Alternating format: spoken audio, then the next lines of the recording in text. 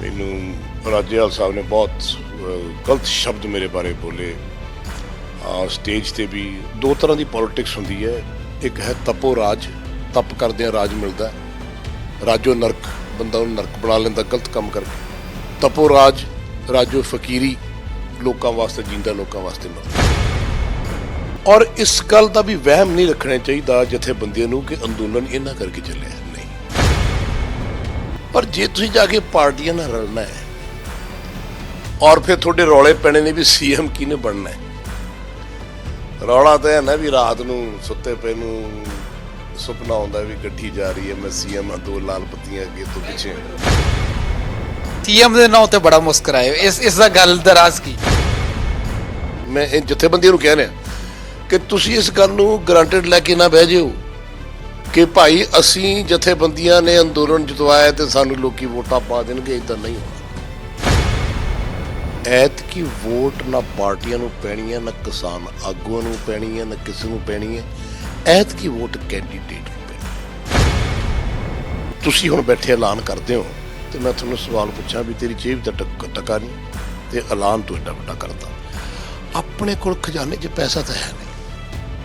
ਆਪਾਂ ਉਹ ਤਾਂ ਜੀ ਹੁਣ ਜੇ ਪੈਸੇ ਬਹੁਤ ਨੇ ਤਾਂ ਫਿਰ ਉਹ ਜਿਹੜਾ ਪਹਿਲਾਂ ਪੈਸੇ ਕਿੱਥੇ ਚਲੇ ਗਏ? ਜੇ ਪੈਸੇ ਬਹੁਤ ਨੇ ਤਾਂ ਫਿਰ ਜਿਹੜੀਆਂ ਗੱਲਾਂ ਹੋ ਜਾਣੀਆਂ ਚਾਹੀਦੀਆਂ, ਫਿਰ ਤਾਂ you should do it immediately. ਜੇ ਪੈਸੇ ਬਹੁਤ ਨੇ ਬਣਦੇ ਫਿਰ ਤਾਂ ਜਿਹੜੀ ਚੀਜ਼ ਨਹੀਂ ਹੈਗੀ ਉਹ ਨਹੀਂ ਹੈਗੀ। ਅੱਜ ਆਪਾਂ ਕਰਜ਼ਾਈ ਹੋਏ ਖੜੇ ਹਾਂ। ਨਹੀਂ ਸਾਹਿਬ ਦੀ ਕਾਰਜਕਾਲ ਨੂੰ ਕਿਵੇਂ ਦੇਖਦੇ ਹੋ? 3 ਮਹੀਨੇ ਦਾ ਟਾਈਮ ਮਿਲਿਆ। ਮੈਂ ਸਮਝਦਾ ਕਿ ਕਾਫੀ ਬੈਟਰ ਕੰਮ ਕਰ ਸਕਦੇ ਸੀ। ਹਾਂ, ਆਪਾਂ ਡੀਜੀਪੀ ਚੇਂਜ ਕਰਾਇਆ, ਫਿਰ ਏਡੀਜੀਪੀ ਚੇਂਜ ਕਰਾਇਆ। ਜਿਹੜੇ ਬੰਦਿਆਂ ਨੂੰ ਆਪਾਂ ਸਜ਼ਾਵਾਂ ਦਵਾਈਆਂ ਨੇ ਜਾਂ ਜਿਹੜੇ ਬੰਦੇ ਗਲਤ ਕੰਮ ਕਰਦੇ ਰਹੇ ਆ, ਮੈਂ ਸਮਝਦਾ ਜਦ ਤੁਹਾਨੂੰ ਕੁਰਸੀ ਮਿਲਦੀ ਹੈ ਤਾਂ ਉਹ ਬੰਦਿਆਂ ਦੇ ਨਾਲ ਤੁਹਾਨੂੰ ਤੁਰਨਾ ਚਾਹੀਦਾ। ਆਹ ਕੰਮ ਨੂੰ ਛੱਡ ਦੇਣਾ ਚਾਹੀਦਾ ਵੀ ਰੋਡ ਨੂੰ ਚਲਾ ਰਿਹਾ, ਟਰੈਕਟਰ ਚਲਾ ਰਿਹਾ, ਆਹ ਕਰ ਲਿਆ, ਫਲਾਨਾ ਕਰ ਲਿਆ। ਵੀ ਆਲ ਨੋ ਕਿ you are a very down to earth person, but ਆਪਾਂ ਇਹ ਰਾਜ ਚਲਾਉਣਾ ਹੈ। ਆਪਾਂ ਪੰਜਾਬ ਦੇ ਤੁਸੀਂ ਮੁੱਖ ਮੰਤਰੀ ਹੋ, ਤੁਹਾਨੂੰ ਸੋਚਣਾ ਚਾਹੀਦਾ ਕਿੱਥੇ ਕਿੱਥੇ ਕੀ ਕੀ ਗਲਤੀਆਂ ਹੋਈਆਂ। ਇਹ ਚੇਂਜ ਕਿਉਂ ਹੋਇਆ? ਇਹ ਚੇਂਜ ਇੱਕਦਮ ਕਿਉਂ ਹੋਇਆ? ਕਿਉਂ ਸਰਦਾਰ ਅਮਰਿੰਦਰ ਸਿੰਘ ਜੀ ਗਏ ਤੇ ਚੰਨੀ ਸਾਹਿਬ ਆ ਗਏ? ਇਸ ਕਰਕੇ ਹੋਇਆ, ਕੁਛ ਨਾ ਕੁਛ ਤਾਂ ਹੋਇਆ ਹੋਣਾ। ਸੋ ਆਈ ਥਿੰਕ ਉਹ ਚੀਜ਼ਾਂ ਨੂੰ ਜਿਹੜੀਆਂ ਨੂੰ ਆ ਕੇ ਠੀਕ ਕਰਨਾ ਚਾਹੀਦਾ ਔਰ ਲੋਕਾਂ ਨੂੰ ਸੁੱਖ ਦੇਣਾ ਚਾਹੀਦਾ। ਬਾਕੀ ਅੱਗੇ ਜਾ ਕੇ ਪਤਾ ਲੱਗੇਗਾ। 3 ਮਹੀਨੇ ਤਾਂ ਇਸ ਵੈਰੀ ਸ਼ਾਰਟ ਟਾਈਮ। ਸਤਿ ਸ਼੍ਰੀ ਅਕਾਲ ਜੀ, ਡੇਲੀ ਪੋਸਟ ਪੰਜਾਬੀ ਤੁਸੀਂ ਵੇਖ ਰਹੇ ਹੋ। ਮੈਂ ਗਗਨ ਸ਼ੁਕਲਾ।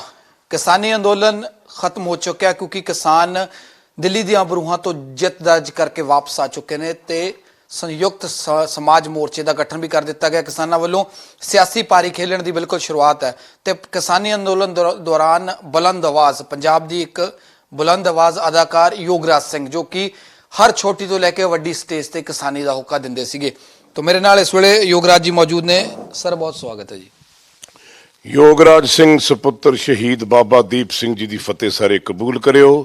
वाहिगुरु जी का खालसा, वाहिगुरु जी की फतेह जी। सर पिछों ही शुरुआत कर लेने आ। छोटी तो लैके हर वड्डी स्टेज ते तुसी किसानी नूं लैके होका दिता है। तमाम उन्हां लोकां नूं एकत्रित करन दी कोशिश कीती है जिन्हां ਦੀਆਂ ਵਿਚਾਰਧਾਰਾਂ ਵੀ ਵੱਖਰੀਆਂ ਸੀਗੀਆਂ।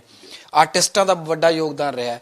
ਪਰ ਅੱਜ ਅਸੀਂ ਇਸ ਸਟੇਜ ਤੇ ਖੜੇ ਆ, ਅੰਦੋਲਨ ਜਿੱਤ ਗਿਆ, ਕਾਨੂੰਨ ਵਾਪਸ ਹੋ ਗਏ, ਘਰ ਆ ਗਏ, ਪਰ ਹੁਣ ਕਿਸਾਨਾਂ ਵੱਲੋਂ ਇੱਕ ਸਿਆਸੀ ਪਾਰੀ ਦੀ ਸ਼ੁਰੂਆਤ ਕੀਤੀ ਜਾ ਰਹੀ ਹੈ। ਸਿਆਸੀ ਪਿੜ ਆਉਣ ਦਾ ਉਹਨਾਂ ਦਾ ਐਲਾਨ ਹੋ ਚੁੱਕਿਆ ਹੈ। ਪਹਿਲਾਂ ਤਾਂ ਕਿਸਾਨਾਂ ਦੇ ਇਸ ਕਦਮ ਨੂੰ ਕਿਵੇਂ ਦੇਖਦੇ ਹੋ? ਬੜੀ ਵਾਰੀ ਸ਼ੁਕਲਾ ਜੀ ਤੁਸੀਂ ਸੁਣਿਆ ਹੋਣਾ ਮੇਰੇ ਮੂੰਹੋਂ ਸਟੇਜਾਂ ਤੇ ਕਿ ਮੈਂ ਹਮੇਸ਼ਾ ਇਹ ਕਹਿੰਦਾ ਸੀ ਕਿ ਦੇਖੋ ਤੁਸੀਂ ਜਿਹੜੇ ਜਥੇਬੰਦੀਆਂ ਨੇ, ਤੁਸੀਂ ਆਪਣੇ ਚੰਗੇ ਹੋਰ ਨੌਜਵਾਨਾਂ ਨੂੰ, ਬੁੱਧੀਜੀਵਾਂ ਨੂੰ ਨਾਲ ਲੈ ਕੇ ਆਪਣੀ ਇੱਕ ਪਾਰਟੀ ਬਣਾਓ ਔਰ ਆਪਣੇ ਕੋਲ ਤਾਕਤ ਆਪਣੇ ਹੱਥ 'ਚ ਲੈ ਕੇ ਆਓ। ਔਰ ਮੈਂ ਉਦੋਂ ਬਹੁਤ ਕ੍ਰਿਟੀਸਾਈਜ਼ ਹੋਇਆ, ਸ਼ਾਇਦ ਤੁਹਾਨੂੰ ਯਾਦ ਹੋਵੇ। ਮੈਨੂੰ ਰਾਜੇਵਾਲ ਸਾਹਿਬ ਨੇ ਬਹੁਤ ਗਲਤ ਸ਼ਬਦ ਮੇਰੇ ਬਾਰੇ ਬੋਲੇ ਸਟੇਜ ਤੇ ਵੀ। ਲੇਕਿਨ ਮੈਨੂੰ ਇਸ ਗੱਲ ਦਾ ਪਤਾ ਹੈ ਕਿ ਜ਼ਿੰਦਗੀ ਦੇ ਵਿੱਚ ਜਦ ਵੀ ਤੁਸੀਂ ਕਹਿੰਦੇ ਨਾ, ਰਾਜ ਬਿਨਾ ਨਾ ਧਰਮ ਚਲੇ ਹੈ, ਧਰਮ ਬਿਨਾ ਨਾ ਰਾਜ ਚਲੇ ਹੈ, ਧਰਮ ਬਿਨਾ ਸਭ ਥਲੇ ਮਲੇ ਹੈ। ਤੇ ਜਦ ਤੁਸੀਂ ਜ਼ਿੰਦਗੀ ਦੇ ਵਿੱਚ ਇੱਕ ਸੱਚਾ, ਦੋ ਤਰ੍ਹਾਂ ਦੀ ਪੋਲਿਟਿਕਸ ਹੁੰਦੀ ਹੈ। ਇੱਕ ਹੈ ਤਪੋ ਰਾਜ, ਤਪ ਕਰਦਿਆਂ ਰਾਜ ਮਿਲਦਾ, ਰਾਜੋ ਨਰਕ, ਬੰਦਾ ਉਹਨੂੰ ਨਰਕ ਬਣਾ ਲੈਂਦਾ ਗਲਤ ਕੰਮ ਕਰਕੇ। ਤਪੋ ਰਾਜ, ਰਾਜੋ ਫਕੀਰੀ, ਲੋਕਾਂ ਵਾਸਤੇ ਜੀਂਦਾ, ਲੋਕਾਂ ਵਾਸਤੇ ਮਰਦਾ। मैं उस राज की गल करदा कि तपो राज राजो फकीरी, और जो कदम इन्होंने चुक्या है अज शायद इन्होंने होश आ गई। अज समीकरण की बदले, की होया, मैनू सारी डिटेल का पता है, सारी गल का पता है।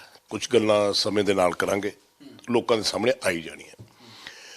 जे तुसी पार्टी बना ली, वैरी गुड, किसान आगू इलैक्शन लड़ रहे हैं, बहुत अच्छा। उस अंदोलन दे विच बड़े कलाकार, बड़े अच्छे अच्छे लोगों ने जाके स्पीचां दित्तियां, और इस गल का भी वहम नहीं रखना चाहिए जथेबंदियों नूं कि अंदोलन इन्हां करके चलिया। नहीं, अंदोलन चलिया उस गुरु महाराज अकाल पुरख की कृपा नाल। पंजाब की जवानी, पंजाब के हर वर्ग जिहड़ा सी एक मुट्ठी इकट्ठा होया, हर धर्म के बंदे इकट्ठे हुए, हर वर्ग के बंदे इकट्ठे हुए, और कट्ठ दे विच ही ताकत है, और ताकत दिल्ली तक जाके पहुंची। लेकिन हुण जिहड़ी शुक्ला जी इन्होंने पार्टी अपनी बनाउण जरूर इलैक्शन लड़न, क्योंकि मैं आप कहता सी, पर जे तुसीं जाके पार्टियां नाल रलना है और फिर थोड़े रौले पैने ने भी सीएम किहने बनना है। रौला तो है ना भी रात नूं सुत्ते पे नूं सुपना आउंदा भी गड्डी जा रही है, मैं सीएम हाँ, दो लाल बत्तियां अगे तो पिछे। सीएम ਦੇ ਨਾਂ ਤੇ ਬੜਾ ਮੁਸਕਰਾਏ, ਇਸ ਦਾ ਗੱਲ ਦਾ ਰਾਜ਼ ਕੀ ਹੈ? नहीं, ऐसी गल नहीं, मैं वो ताकत की गल करदा कि बंदा सीएम तो घट तो अपने को समझदा नहीं ना जदों राजनीति दे विच आउंदा, नैचुरली जिन्ना जिन्ना ही नहीं, कोई ऐसी गल नहीं, तुसीं जस्ट लिसन टू मी। तो वो मैं समझदा कि हुण वो सिर्फ जिहड़ी वो देखो, हर तुसीं गल हुण इशारे दी कीती, हर बंदा यही समझदा है भावें नवां भावें पुराना कि मैं जी मंत्री तो नहीं बनना, मैं तो सीएम बनना। हुण सारी की सारी कहानी ये है कि जे तां तुसीं बुद्धिजीव लैके नाल जिहड़े बंदे तुहाडे नाल साल 1.5 साल तो 18 महीने तो मरे ने, तुहाडे नाल तुरे ने, तुसीं उन्हां नूं अपने नाल लैके अपनी किसान पार्टी बना के नवे बंदे, नवे चेहरे, बुद्धिजीवां नूं लैके आओ, क्योंकि हरेक नूं और मैं समझदा कि हरेक आदमी नूं पोलीटिकल सिस्टम दे विच कुदना पैना है। पंजाब दे हर बंदे नूं पोलीटिकल सिस्टम दे विच आउणा पैना, बेशक वो औरत है, बेशक वो लड़की है, बेशक वो बेटा है, बेटी है, बुजुर्ग है, बुजुर्गनी, कोई भी है। Even I would talk about the media people, you all have to be in the political circle. पहली गल, और बड़ी अच्छी गल है, लेकिन तुसी अपनी पार्टी बनाओ, तुसी अपने लोगों नूं लैके आओ, तुसी दूजियां नाल मिल के जे तुसी ताकत अपनी बनाओगे, दैट मीनस फिर तुसी भी उन्हां वर्गे हो जिहड़े बाकी ने। मैं गल इहनूं इत्थे मुकाई। ਰਾਜਲ ਸਾਹਿਬ ਦੀ ਗੱਲ ਵੀ ਤੁਸੀਂ ਕੀਤੀ ਹੈ ਕਿ ਉਹਨਾਂ ਨੇ ਤੁਹਾਨੂੰ ਸਟੇਜਾਂ ਤੋਂ ਬਹੁਤ ਕਿ ਜਦੋਂ ਤੁਸੀਂ ਕਹਿੰਦੇ ਸੀਗੇ ਕਿ ਇਲੈਕਸ਼ਨ ਲੜੋ, ਤਦੋਂ ਯੋਗਰਾਜ ਜੀ ਸਰਕਮਸਟੈਂਸਸ ਹੋਰ ਸੀ, ਪਰ ਜਦੋਂ ਹੁਣ ਪਾਰਟੀ ਬਣਾ ਲਈ ਤਾਂ ਜਦੋਂ ਪੋਲੀਟੀਕਲ ਗੇਮ ਦੇ ਵਿੱਚ ਆਉਂਦੇ ਆ ਤਾਂ ਉਹਦੇ ਵਿੱਚ ਮੈਂਡੇਟ ਬਹੁਤ ਜ਼ਰੂਰੀ ਹੁੰਦਾ, ਨੰਬਰ ਗੇਮ ਹੈ। ਅਗਰ 1% ਮੰਨ ਲਓ ਕਿ ਕਿਸਾਨਾਂ ਦੀ ਪਾਰਟੀ ਨਹੀਂ ਜਿੱਤਦੀ ਤਾਂ ਵਿਰੋਧੀ ਪਾਰਟੀਆਂ ਕਹਿਣਗੀਆਂ ਇਹਨਾਂ ਕੋਲ ਤਾਂ ਮੈਂਡੇਟ ਨਹੀਂ ਹੈਗਾ, ਇਹਨਾਂ ਦੇ ਨਾਲ ਲੋਕ ਨਹੀਂ ਹੈਗੇ, ਇਹ ਬਿਲਕੁਲ ਹਾਸ਼ੀਏ ਤੇ ਚਲੇ ਜਾਣਗੇ। ਲੱਗਦਾ ਨਹੀਂ ਹੈਗਾ ਲੋਕਾਂ ਦਾ ਵਿਸ਼ਵਾਸ ਉਹ सेंटर सरकार ना मत्था लाउणा, अज असीं कित्थे हाशी ते खड़े। शुक्ला जी, लोग बड़े सियाने हो गए हैं। इस अंदोलन तो बाद पंजाब दे लोग, हरियाणा दे लोग, यूपी दे लोग, जिन्ने भी इन्वॉल्व बड़े सियाने हो गए हैं। उन्होंने इस गल का पता लग गया है कि अपनी गल किवें मनाउणी है। जे सपोज कोई मंत्री थोड़ा काम नहीं कर रहा या MLA काम थोड़ा नहीं कर रहा, तो वह जरूर थोड़े घरों का जाके घराओ करनगे। वो 50,000 भी हो सकता, ਲੱਖ भी हो सकता, अपनी गल मना लैणगे। हुण उन्होंने इस गल का पता लग गया वोट किहनूं पाउणी है। तुसीं बिलीव करना मेरी गल, ऐतकी वोट ना पार्टियां नूं पैणी है, ना किसान आगूआं नूं पैणी है, ना किसी नूं पैणी है। ऐतकी वोट कैंडीडेट नूं पैणी है। कैंडीडेट कैसा है, उसदा बैकग्राउंड की है, वो खानदानी है कि नहीं है, ये गल सारे समझ चुके हैं। क्योंकि इस गल नूं भी लोग समझ चुके कि जिहड़े अंग्रेज़ राज करके गए, 1.5 लाख बंदा इत्थे 150 साल राज कर गया, वो इस करके कर गया क्योंकि वो हर रज्जे पुज्जे खानदानी बंदे नूं उहदियां पुश्तां देख के उहनूं जॉब दिंदे सी, उहनूं अफसर लाउंदे सी। सो अज पंजाब दा जिहड़ा वोटर है या पंजाब दे जिहड़े लोग ने बहुत सियाणे हो गए। क्योंकि मैं ना जद दा ये आपां अंदोलन वापस होया, मैं हर पिंड च जा रहा, मैं कम से कम कोई 25, 30, 40 मीटिंगां कर चुके हाँ। गुरु महाराज का शुकराना हो रहा है जिथे सारे वर्ग के सारे धर्मां के लोग आ रहे हैं, और मैं सब नाल एक्शन करता। वो कहते योगराज जी, सानू तो थोड़े वर्गे बंदे चाहिए, सानू तो तुसी चाहिए। कोई मैं माई मिल जूगी, पुत तू देखी भज्जी ना हो, वीर मेरे तू भज्जी ना, ਬਾਪੂ ਜੀ ਭੱਜਿਓ ਨਾ, ਹੁਣ ਤੁਹਾਡੀ ਲੋੜ ਆ, ਤੁਹਾਡੇ ਵਰਗੇ ਬੰਦੇ ਦੀ ਲੋੜ ਹੈ, ਤੁਹਾਡੇ ਵਰਗੇ ਜਰਨੈਲਾਂ ਦੀ ਲੋੜ ਹੈ। ਹਰ ਪੰਜਾਬੀ ਆਦਮੀ ਅੱਜ ਦੀ ਡੇਟ ਦੇ ਵਿੱਚ ਇੱਕ ਐਸਾ ਇਨਸਾਨ ਕੈਂਡੀਡੇਟ ਭਾਲ ਰਿਹਾ ਕਿ ਜਿਹੜਾ ਉਹਨਾਂ ਦੇ ਸੁੱਖ ਦੁੱਖ ਦੇ ਕੰਮ ਹੈ, ਵੀ ਜਿਹੜਾ ਰਾਜ ਨੂੰ ਫਕੀਰੀ ਵਿੱਚ ਤਬਦੀਲ ਕਰੇ। ਸੋ ਤੁਸੀਂ ਇਸ ਗੱਲ ਨੂੰ ਕਿਤੇ ਐਵੇਂ ਫॉर ਗ੍ਰਾਂਟਡ ਲੈ ਕੇ ਨਾ ਬਹਿ ਜਾਓ ਵੀ ਜੀ ਮੈਂ ਇਹ ਜਥੇਬੰਦੀਆਂ ਨੂੰ ਕਹਿ ਰਿਹਾ ਕਿ ਤੁਸੀਂ ਇਸ ਗੱਲ ਨੂੰ ਗ੍ਰਾਂਟਡ ਲੈ ਕੇ ਨਾ ਬਹਿ ਜਾਓ ਕਿ ਭਾਈ ਅਸੀਂ ਜਥੇਬੰਦੀਆਂ ਨੇ ਅੰਦੋਲਨ ਜਿਤਵਾਇਆ ਤੇ ਸਾਨੂੰ ਲੋਕੀ ਵੋਟਾਂ ਪਾ ਦੇਣਗੇ। ਇਦਾਂ ਨਹੀਂ ਹੋਣਾ। ਯੋਗਰਾਜ ਜੀ, ਤੁਸੀਂ ਕਿਹਾ ਜਦੋਂ ਮੈਂ ਮੀਟਿੰਗਾਂ 'ਚ ਜਾਂਦਾ, ਫਿਰ ਤੁਸੀਂ ਹੁਣ ਆ ਰਹੇ ਹੋ ਮੈਦਾਨ 'ਚ ਇਲੈਕਸ਼ਨ, ਕਿਉਂਕਿ 2022 ਬਿਲਕੁਲ ਨੇੜੇ ਹੈ। ਹੁਣ ਥੋੜੀ ਜਿਹੀ ਗੱਲ ਤੁਹਾਨੂੰ ਮੇਰੀ ਵਿਸਤਾਰ ਸੁਣਨੀ ਪੈਣੀ ਹੈ। ਪਹਿਲੀ ਗੱਲ ਤਾਂ ਅੱਜ ਤੋਂ 18 ਮਹੀਨੇ ਪਹਿਲਾਂ ਜਦ ਅੰਦੋਲਨ ਸ਼ੁਰੂ ਵੀ ਨਹੀਂ ਸੀ ਹੋਇਆ, ਮੈਂ ਇੱਕ ਫਕੀਰ ਆਦਮੀ ਹਾਂ, ਮਾਲਾ ਫੇਰਨ ਵਾਲਾ, ਔਰ ਮੈਂ ਜ਼ਿੰਦਗੀ 'ਚ ਬਹੁਤ ਕੁਛ ਕਰ ਲਿਆ, ਸਾਰਾ ਕੁਛ ਪਾ ਲਿਆ, ਬੜਾ ਇੱਕ ਐਸਾ ਪੁੱਤ ਦਿੱਤਾ ਦੇਸ਼ ਨੂੰ, ਬੜੇ ਬੜੇ ਬੱਚੇ ਦਿੱਤੇ ਨੇ ਬਣਾ ਕੇ, ਅਫਸਰ ਨੇ, IAS ਅਫਸਰ ਨੇ, PCS ਅਫਸਰ ਨੇ, ਮੈਂ ਸਾਰਾ ਕੁਛ ਕਰ ਲਿਆ। ਔਰ ਮੈਂ ਰਿਟਾਇਰ ਹੋ ਕੇ ਆਪਣੀ ਹੁਣ ਇੱਕ ਫਕੀਰੀ ਕਰਨਾ ਚਾਹੁੰਦਾ ਸੀ, ਲੇਕਿਨ ਮੈਂ ਆਪਣਾ ਸਾਰਾ ਡਿਸੀਜ਼ਨ ਗੁਰੂ ਘਰ ਤੋਂ ਲੈਣਾ, ਟਾਲਾ ਸਾਹਿਬ ਤੋਂ। ਮੈਂ ਜਦ ਉੱਥੇ ਗਿਆ ਅੱਜ ਤੋਂ 18 ਮਹੀਨੇ ਪਹਿਲਾਂ, ਤਾਂ ਉੱਥੇ ਬਾਬਾ ਜੀ ਦਰਸ਼ਨ ਸਿੰਘ ਜੀ ਮੈਨੂੰ ਕਹਿਣ ਲੱਗੇ, ਮੈਂ ਕਿਹਾ ਬਾਬਾ ਜੀ ਹੁਣ ਬਸ, ਹੁਣ ਮੈਨੂੰ ਸਿੰਘ ਸਜਾ ਦਿਓ ਤੇ ਮੈਂ ਹੁਣ ਗੁਰੂ ਘਰ ਦੀ ਇੱਥੇ ਸੇਵਾ ਕਰਨਾ ਚਾਹੁੰਦਾ। ਮੈਂ ਜੁੱਤੇ ਸਾਫ਼ ਕਰਾਂ, ਮੈਂ ਵੀ ਰਸੋਈ 'ਚ ਜਾਵਾਂ, ਮੈਂ ਵੀ ਲੰਗਰ ਦੀ ਸੇਵਾ ਕਰਾਂ, ਆਏ ਗਏ ਦੀ ਆਪਣਾ ਜੀਵਨ ਇੱਥੇ ਬਤੀਤ ਕਰਾਂ। ਉਹ ਮੈਨੂੰ ਕਹਿੰਦੇ ਬੇਟਾ ਬਹਿ ਜਾ। ਕਾਫੀ ਸੰਗਤ ਬੈਠੀ ਸੀ, ਸੰਗਤ ਨੂੰ ਕਿਹਾ ਵੀ ਥੋੜਾ ਜਿਹਾ ਮੈਂ ਆਪਣੇ ਪੁੱਤ ਨਾਲ ਗੱਲ ਕਰ। ਕਹਿੰਦੇ ਗੁਰੂ ਘਰ ਦਾ ਹੁਕਮ ਆਇਆ ਕਿ ਯੋਗਰਾਜ ਨੂੰ ਕਹੋ ਪੁੱਤ ਨੂੰ ਵੀ ਗੁਰੂ ਘਰ ਨੇ ਅਜੇ ਤੇਰੇ ਤੋਂ ਬਹੁਤ ਸੇਵਾਵਾਂ ਲੈਣੀਆਂ, ਅਜੇ ਤੇਰੇ ਮੋਢਿਆਂ ਤੇ ਬਹੁਤ ਬੋਝ ਆਉਣਾ ਹੈ, ਪੰਜਾਬ ਦੀ ਉੱਤੇ ਬਹੁਤ ਭਿਆਨਕ ਟਾਈਮ ਵਕਤ ਆਉਣ ਵਾਲਾ ਹੈ, ਔਰ ਇਹਨੂੰ ਸੰਭਾਲਣ ਵਾਸਤੇ ਪੁੱਤਰਾ ਤੂੰ ਬਹੁਤ ਜ਼ਰੂਰੀ ਹੈ ਤੇ ਤੂੰ ਅੱਗੇ ਤੁਰਨਾ ਹੈ। ਮੈਂ ਬਾਬਾ ਜੀ ਦੀ ਗੱਲ ਸਮਝ ਨਹੀਂ ਆਈ, ਮੈਂ ਉਹ ਗੱਲ ਸੁਣ ਕੇ ਵਾਪਸ ਆ ਗਿਆ ਤੇ ਮੈਂ ਕਿਹਾ ਜੀ ਮੈਂ ਗਰੀਬ ਆਦਮੀ, ਮੇਰੇ ਕੀ ਪੱਲੇ, ਮੈਂ ਕੀ ਕਰ ਸਕਦਾ, ਮੈਨੂੰ ਪੋਲੀਟਿਕਸ ABC ਨਹੀਂ ਆਉਂਦੀ। ਔਰ ਗੱਲ ਕੀ ਆ, ਕਹਿੰਦੇ ਬਸ ਗੱਲ ਬਹੁਤ ਛੇਤੀ ਹੋਣ ਵਾਲੀ ਹੈ। ਅਜੇ ਮੈਂ ਆਇਆ ਤਾਂ ਤੁਹਾਡੇ ਵਰਗੇ ਮੈਨੂੰ ਸੱਜਣ ਮੇਰੇ ਪਿਆਰੇ ਮਿਲ ਗਏ, ਪ੍ਰੈਸ ਵਾਲੇ, ਉਹਨਾਂ ਨੇ ਮੈਨੂੰ ਪੁੱਛਿਆ ਜੀ ਕਿੱਦਾਂ ਕਰਕੇ ਬਿੱਲ ਆਏ, ਕਾਫੀ ਲੋਕ ਬੋਲ ਰਹੇ, ਤੁਸੀਂ ਕੁਝ ਬੋਲਣਾ ਚਾਹੁੰਦੇ ਹੋ? ਮੈਂ ਕਿਹਾ ਮੈਨੂੰ ਪਹਿਲਾਂ ਬਿੱਲ ਪੜ੍ਹਾ ਦਿਓ। ਉਹਨੇ ਬਿੱਲ ਪੜ੍ਹਾਏ, ਤੁਸੀਂ ਬਿਲੀਵ ਕਰਨਾ, ਮੈਂ ਜਦ ਬਿੱਲ ਪੜ੍ਹੇ ਨਾ ਮੇਰੇ ਪੈਰਾਂ ਤੋਂ ਜ਼ਮੀਨ ਖਿਸਕ ਗਈ। ਔਰ ਮੈਂ ਇੱਕ ਬੜਾ ਇਮੋਸ਼ਨਲ ਜਿਹਾ ਬੰਦਾ, ਮੇਰੇ ਅੱਖ 'ਚੋਂ ਅੱਖ ਗਿੱਲੀ ਹੋ ਗਈ। ਮੈਂ ਕਿਹਾ ਇਹ ਬਿੱਲ ਤਾਂ ਅੰਗਰੇਜ਼ਾਂ ਦੇ ਟਾਈਮ ਵੀ ਆਏ ਸੀ, ਬੜਾ ਅੰਦੋਲਨ ਹੋਇਆ ਸੀ ਉਦੋਂ, ਬੜਾ ਲੋਕ ਮਰੇ ਸੀਗੇ, ਟ੍ਰੇਨਾਂ ਥੱਲੇ ਕੱਟੇ ਗਏ ਸੀ ਲੋਕ, ਭਗਤ ਸਿੰਘ ਦੇ ਚਾਚਾ ਜੀ ਫਾਦਰ ਨੇ, ਤੇ ਉਹ ਬਿੱਲ ਮੈਂ ਕਿਹਾ 6 ਮਹੀਨੇ 9 ਮਹੀਨੇ ਬਾਅਦ ਵਾਪਸ ਹੋਏ ਸੀ। ਸਮਝ ਆਉਂਦੀ ਸੀ ਕਿ ਉਹ ਸਾਡੇ ਨਹੀਂ ਹੈ, ਬਾਹਰੋਂ ਆਏ ਆ।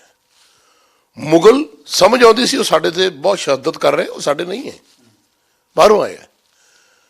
ਪਰ ਆਹ ਜਿਹੜਾ ਕੰਮ ਹੈ ਇਹ ਤਾਂ ਸਾਡੇ ਆਪ ਦੇ ਬੰਦਿਆਂ ਨੇ ਜਿਨ੍ਹਾਂ ਪਿੱਛੇ ਜ਼ਿੰਦਗੀ ਕੱਟੀ, ਜਿਹੜੇ ਆਪਣੇ ਦੇਸ਼ ਦੇ ਬੰਦੇ ਨੇ, ਉਹਨਾਂ ਨੇ ਆਪ ਦੇ ਬੰਦਿਆਂ ਦੇ ਗਲ 'ਚ ਸਾਫਾ ਪਾ ਲਿਆ।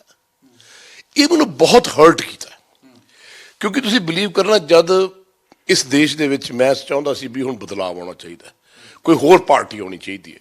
ਔਰ ਬੜਾ ਅੱਛਾ ਹੋਇਆ ਜਦ BJP ਆਈ ਔਰ ਮੋਦੀ ਸਾਹਿਬ ਪ੍ਰਾਈਮ ਮਿਨਿਸਟਰ ਬਣ ਕੇ ਆਏ, ਔਰ ਉਹ ਗੁਜਰਾਤ ਦੇ CM ਸੀ, ਬੜਾ ਉਹਨਾਂ ਦਾ ਫੈਨ ਰਿਹਾ, ਉਹਨਾਂ ਦੀ ਜੋ ਕੁਛ ਬੋਲਦੇ ਸੀ ਕਰਦੇ ਸੀ ਸਾਰਿਆਂ ਦਾ। ਮੈਂ ਕਿਹਾ ਸ਼ੁਕਰ ਹੈ ਕਿ, ਔਰ ਮੇਰਾ ਖਿਆਲ ਸਾਰੇ ਦੇਸ਼ ਨੇ ਸ਼ੁਕਰ ਕੀਤਾ ਕਿ ਯਾਰ ਇੱਕ ਨਵੀਂ ਪਾਰਟੀ ਆਏਗੀ ਤੇ ਕਰੇਗੀ। ਬਟ ਇਹ ਨਹੀਂ ਸੀ ਸੋਚਿਆ ਵੀ ਆਹ ਕੁਛ ਹੋ ਜੂ, ਨੋਟਬੰਦੀ ਵੀ ਹੋ ਜੂ, ਸਭ ਕੁਛ ਹੋ ਜੂ, ਫਾਈਨ। ਹਿੰਦੁਸਤਾਨ ਵਾਸਤੇ ਉਹਨਾਂ ਨੇ ਕੁਛ ਸੋਚਿਆ ਹੋਣਾ, ਸਿਆਣੇ ਬੰਦੇ ਆ। ਪਰ ਆਹ ਚੀਜ਼ ਤਾਂ ਐਂ ਲੱਗਦੀ ਸੀ ਵੀ ਘਰਦਿਆਂ ਨੂੰ ਮਾਰ ਦੇਣਾ, ਘਰਦੇ ਨਹੀਂ। ਬਟ ਇੱਕ ਪਿਓ ਆਪਣੇ ਬੱਚਿਆਂ ਦਾ ਕਤਲ ਕਰਨਾ ਚਾਹੁੰਦਾ ਤੇ ਉਹਦਾ ਖੂਨ ਪੀਣਾ ਚਾਹੁੰਦਾ। ਇਹ ਮੈਨੂੰ ਬਹੁਤ ਹਰਟ ਕੀਤਾ। ਔਰ ਮੈਂ ਚਾਹਿਆ, ਮੈਨੂੰ ਫਿਰ ਗੱਲ ਸਮਝ ਆਈ ਵੀ ਬਾਬਾ ਜੀ ਕੀ ਕਹਿਣਾ ਚਾਹੁੰਦੇ, ਤੇ ਮੈਂ ਉਸ ਤੋਂ ਬਾਅਦ ਰੈਲੀਜ਼ ਤੇ ਮੈਨੂੰ ਬੁਲਾਇਆ ਗਿਆ, ਮੈਨੂੰ ਰੈਲੀਜ਼ ਤੇ ਬੁਲਾਇਆ ਗਿਆ ਕਿ ਯੋਗਰਾਜ ਜੀ ਤੁਸੀਂ ਆਓ। ਮੈਂ ਕਿਹਾ ਯਾਰ ਮੈਂ ਤਾਂ ਕਦੇ ਬੋਲਿਆ ਨਹੀਂ, ਮੈਂ ਕੀ ਬੋਲਾਂ, ਮੈਨੂੰ ਤਾਂ ਕੁਛ ਆਉਂਦਾ ਜਾਂਦਾ ਨਹੀਂ। ਮੈਂ ਬਾਬਾ ਜੀ ਕੋਲ ਚਲਾ ਗਿਆ, ਮੈਂ ਕਿਹਾ ਬਾਬਾ ਜੀ ਮੈਂ ਕੀ ਬੋਲਾਂ? ਕਹਿੰਦੇ ਬੁਲੰਦ ਆਵਾਜ਼ 'ਚ ਬੋਲੀ ਬੋਲੀ ਸੱਚ, ਨਾਲ ਖੜੀ ਕਿਸਾਨਾਂ ਦੇ, ਨਾਲ ਖੜੀ ਪੰਜਾਬ ਦੇ ਲੋਕਾਂ ਦੇ। ਮਰ ਗਿਆ, ਸ਼ਹੀਦ ਹੋ ਗਿਆ ਤਾਂ ਵੀ ਖੁਸ਼ੀ ਹੈ, ਕੋਈ ਗੱਲ ਨਹੀਂ, ਪਰ ਗੁਰੂ ਸੰਗ ਤੇਰੇ ਨਾਲ ਹੈ, ਜਦ ਤੱਕ ਸੱਚ ਬੋਲੇਗਾ ਤੇਰੇ ਨਾਲ ਨੇ। ਜਿੱਦਣ ਝੂਠ ਦਾ ਰਾਹ ਫੜ ਲਿਆ, ਤੂੰ ਵਿਕ ਗਿਆ, ਉਦੋਂ ਤੇਰੇ ਕੋਲੋਂ ਸਾਰਾ ਕੁਝ ਖੋਹ ਲੈਣਾ। ਮੈਂ ਜੀ ਸ਼ੁਕਲਾ ਸਾਹਿਬ ਉਸ ਤੋਂ ਬਾਅਦ ਅੰਦੋਲਨ ਸ਼ੁਰੂ ਕੀਤਾ। ਮੈਨੂੰ ਨਹੀਂ ਪਤਾ ਮੈਂ ਕੀ ਬੋਲ ਰਿਹਾ, ਮੈਨੂੰ ਹੁਣ ਵੀ ਨਹੀਂ ਪਤਾ ਮੈਂ ਕੀ ਬੋਲ ਰਿਹਾ। ਮੈਂ ਤਾਂ ਗੁਰੂ ਮਹਾਰਾਜ ਨੂੰ ਕਹਿੰਦਾ ਜੋ ਬੋਲਣਾ ਤੂੰ ਬੋਲਣਾ, ਤੁਸੀਂ ਬੋਲਣਾ, ਤੁਸੀਂ ਕਰਨਾ। ਉਹ ਜੀ ਕਰਦੇ ਕਰਦੇ ਕਰਦੇ ਕਰਦੇ ਕਰਦੇ ਜਵਾਨੀ ਪੰਜਾਬ ਦੀ ਜਾਗੀ, ਨਾਲ ਹੋਰ ਬੰਦੇ ਰਲ ਗਏ, ਆਰਟਿਸਟ ਹੋ ਗਏ, ਤਾਂ ਉਹ ਬਹੁਤ ਅੰਦੋਲਨ ਵੱਡਾ ਹੋ ਗਿਆ। ਹਿਸਟਰੀ 'ਚ ਲਿਖੀ ਗਈ ਉਹਦੀ, ਦਿੱਲੀ ਬਰੂਹਾਂ ਤੇ ਚਲੇ ਗਏ, ਸਭ ਕੁਝ ਹੋ ਗਿਆ। ਮੈਂ ਦਿੱਲੀ ਗਿਆ, ਬੋਲਿਆ, ਬਹੁਤ ਕੁਝ ਹੋਇਆ। ਬੇਸਿਕਲੀ ਮੈਂ ਨਾ ਤਾਂ ਲੀਡਰ ਹਾਂ ਨਾ ਕੁਛ ਹਾਂ, ਪਰ ਲੋਕਾਂ ਨੇ ਮੈਨੂੰ ਪਿਆਰ ਬਹੁਤ ਦਿੱਤਾ, ਕਿਉਂਕਿ ਮੈਂ ਸਟੇਜ ਤੇ ਨਹੀਂ ਸੀ ਜਾਂਦਾ। ਮੈਂ ਗੱਡੀ ਖੜੀ ਕਰਕੇ, ਤੁਸੀਂ ਦੇਖਿਆ ਹੁਣ, ਆਪਾਂ ਕਈ ਵਾਰੀ ਮਿਲੇ ਆ, ਮੈਂ ਲੋਕਾਂ ਨੂੰ ਜੱਫੀਆਂ ਪਾਉਂਦਾ, ਪਿਆਰ ਕਰਦਾ, ਮਿਲਦਾ ਸੀ। ਔਰ ਤੁਸੀਂ ਜੋ ਹਾਲਾਤ ਉੱਥੇ ਦੇਖੇ, ਮੇਰੇ ਤੋਂ ਜ਼ਿਆਦਾ ਤੁਹਾਡੀ ਅੱਖ ਰੋਂਦੀ ਹੋਣੀ।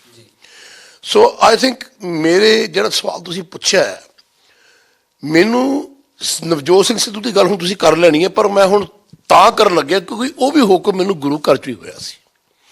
ਮੈਨੂੰ ਬਾਬਾ ਜੀ ਕਹਿੰਦੇ ਹੁਣ ਨਵਜੋਤ ਸਿੰਘ ਸਿੱਧੂ ਨੂੰ ਕੱਢ ਕੇ ਲਿਆ। ਮੈਂ ਫੋਨ ਕੀਤਾ, ਅਸੀਂ ਅੰਮ੍ਰਿਤਸਰ ਮਿਲੇ, ਉਹ ਵੀਡੀਓ ਤੁਸੀਂ ਦੇਖੀ ਹੋਣੀ ਜਿਹੜੀ ਵਾਇਰਲ ਹੋਈ। ਉਸ ਤੋਂ ਬਾਅਦ ਅਸੀਂ ਪਟਿਆਲੇ ਮਿਲੇ, ਬੜੇ ਸਾਲਾਂ ਬਾਅਦ ਮਿਲੇ। ਹਾਲਾਂਕਿ ਮੈਂ ਉਹਨਾਂ ਨੂੰ 20-25 ਸਾਲਾਂ ਬਾਅਦ ਮਿਲਿਆ ਸੀ, ਕਿਉਂਕਿ ਉਹ ਮੰਤਰੀ ਵੀ ਰਹੇ, ਪੋਲੀਟੀਕਲ ਸਿਸਟਮ ਚਲੇ ਗਏ, ਔਰ ਮੈਂ ਪੋਲੀਟੀਕਲ ਸਿਸਟਮ, ਮੇਰਾ ਸਿਸਟਮ ਹੈ ਨਹੀਂ, ਇਸ ਕਰਕੇ ਮੇਰੀ ਉਹਨਾਂ ਨਾਲ ਮੁਲਾਕਾਤ ਹੋਈ ਨਹੀਂ। ਅਤੇ ਉਹ ਉਹਨਾਂ ਨੂੰ ਜਾ ਕੇ ਜਦ ਮੈਂ ਮਿਲਿਆ, ਕੀਤਾ, ਕਰਾਇਆ, ਅਤੇ ਮੈਂ ਕਿਹਾ ਆਪਾਂ ਨਿਕਲੀਏ, ਆਪਾਂ ਸੁਰਖਰੂ ਤਾਂ ਹੋਈਏ, ਐਟਲੀਸਟ ਆਪਾਂ ਆਪਣੇ ਪੰਜਾਬ ਵਾਸਤੇ, ਮਾਈ ਮਦਰਲੈਂਡ ਹੈ, ਠੀਕ ਹੈ, ਮੇਰੀ ਜਨਮ ਭੂਮੀ ਹੈ, ਮੇਰੀ ਮਾਂ ਹੈ, ਮੇਰਾ ਦੇਸ਼ ਹੈ, ਮੇਰਾ ਸਟੇਟ ਹੈ, ਆਪਾਂ ਕਰੀਏ ਤਾਂ ਸਹੀ। ਮੈਂ ਕਿਹਾ ਮੈਂ ਵੀ ਐਫਰਟ ਮਾਰ ਰਿਹਾ, ਮੈਂ ਕੀ ਲੈਣਾ, ਨਾ ਮੈਂ ਲੀਡਰ ਬਣਨਾ, ਨਾ ਮੈਂ ਕਿਤੇ ਜਾਣਾ, ਬਟ ਮੈਨੂੰ ਗੁਰੂ ਘਰ ਤੋਂ ਹੁਕਮ ਹੋਇਆ, ਉਹ ਅਕਾਲ ਪੁਰਖ ਨੇ ਕੀਤਾ, ਤੇ ਆਪਾਂ ਕਰੀਏ। ਅਲਟੀਮੇਟਲੀ ਹੀ ਅਗਰੀਡ। ਅਤੇ ਮੈਂ ਕਿਹਾ ਜਿੰਨਾ ਕੁਛ ਤੂੰ ਜਾਣਦਾ, ਜਿੰਨਾ ਕੁਛ ਤੇਰੇ ਕੋਲ ਹੈ, ਜੇ ਦੱਸ ਦੇਗਾ ਲੋਕਾਂ ਨੂੰ ਤੇ ਕੀ ਹਰਜ ਹੈ, ਸੁਰਖਰੂ ਤਾਂ ਹੋਵਾਂਗੇ ਨਾ। ਇੰਨਾ ਕੁਛ ਰੱਖੀ ਬੈਠਾ, ਮੇਰੇ ਨਾਲ ਡਿਸਕਸ ਕਰ।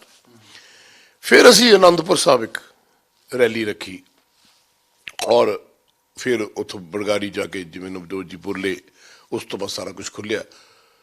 ਜਦ ਮੈਂ ਹੋਕਾ ਮਾਰਦਾ ਸੀ, ਲੋਕ ਕਹਿੰਦੇ ਸੀ, ਕਹਿੰਦੇ ਕੀ ਕਰੀ ਜਾਂਦੇ ਹੋ। ਕਈ ਵਾਰੀ ਤੁਹਾਡੇ ਮੀਡੀਆ ਵਾਲੇ ਕਹਿੰਦੇ ਸਰ ਤੁਸੀਂ ਕੀ ਕਰੀ ਜਾਂਦੇ ਹੋ।